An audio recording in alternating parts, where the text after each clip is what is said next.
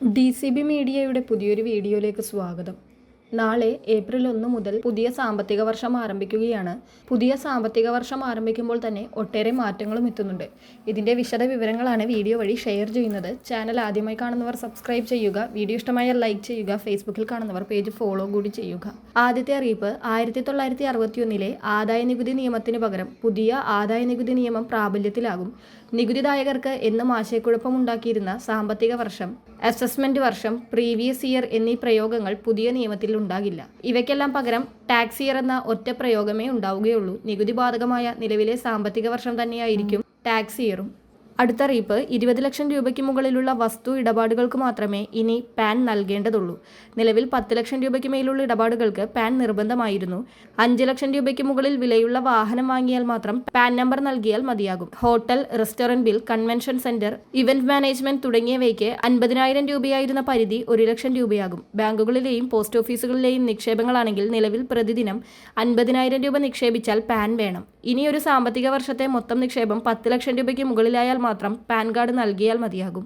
അടുത്തറിയിപ്പ്, zero balance അക്കൗണ്ടുകൾക്ക് internet, mobile banking അടക്കമുള്ള സൗകര്യങ്ങൾ ഏപ്രിൽ 1 മുതൽ ലഭ്യമാകും. വാർഷിക ഫീസ് ഇല്ലാതെയുള്ള ATM കാർഡ്, പ്രതിവർഷം 25 ലീഫുള്ള cheque book, passbook, email statement, bank ബ്രാഞ്ചിലും ATMകളിലും പണം നിക്ഷേപിക്കാനുള്ള സൗകര്യം, പരിധിയില്ലാത്ത നിക്ഷേപാവസരം തുടങ്ങിയവയും ഇത്തരം അക്കൗണ്ടുകൾക്ക് ലഭ്യമാകും. 4 തവണ സൗജന്യമായി ATMൽ നിന്ന് പണം പിൻവലിക്കാനും സാധിക്കും.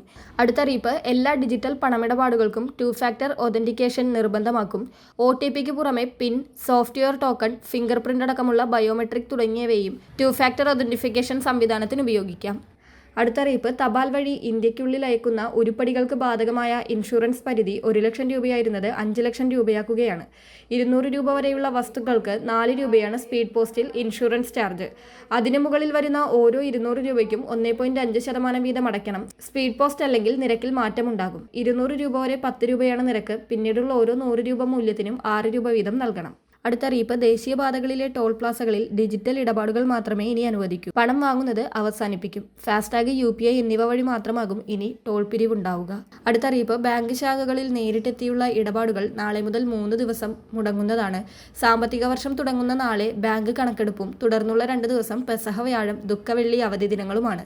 ഇന്ന് കഴിഞ്ഞാൽ ശനിയാഴ്ചയെ ഇനി ബാങ്ക് ഇടപാടുകൾ സാധ്യമാകൂ. അതിനാൽ ബാങ്കിൽ പോകുന്നവർ ഇക്കാര്യം പ്രത്യേകം ശ്രദ്ധിക്കുക. അടുത്തറിയിപ്പ്, സപ്ലൈകോ ഈസ്റ്റർ, വിഷു ഫെയറുകൾ ഏപ്രിൽ 1 മുതൽ ആരംഭിക്കുകയാണ്. അതോടൊപ്പം വിഷുക്കൈനീട്ടം, 16 അവശ്യ സാധനങ്ങൾ അടങ്ങിയ വിഷുക്കണി, പ്രത്യേക കിറ്റ് എന്നിവ സപ്ലൈകോ വിഷുവിനോടനുബന്ധിച്ച് ഒരുക്കിയിട്ടുണ്ട്. 1250 രൂപയുടെ 16 ഇന സാധനങ്ങളാണ് പ്രത്യേക വിഷുക്കണി കിറ്റിൽ ഉൾപ്പെടുത്തിയിരിക്കുന്നത്.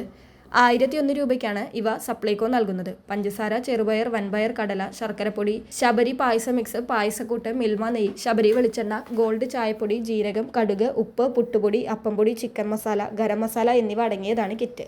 ഏപ്രിൽ 1 മുതലാണ് കിറ്റ് വിതരണം ആരംഭിക്കുന്നത്. കാർഡുടമകൾ ഈ ആനുകൂല്യം കൈപ്പറ്റുവാൻ ശ്രദ്ധിക്കുക. ഏപ്രിൽ 1 മുതൽ, അതായത് നാളെ മുതൽ ഈ മാറ്റങ്ങളൊക്കെ നിലവിൽ വരികയാണ്. അതിനാൽ എല്ലാ ഗുണഭോക്താക്കളും ഇക്കാര്യം പ്രത്യേകം ശ്രദ്ധിക്കുക. വളരെ പ്രധാനപ്പെട്ട ഈ ഒരു ഇൻഫർമേഷൻ മറ്റുള്ളവർക്ക് കൂടി ഷെയർ ചെയ്യുക.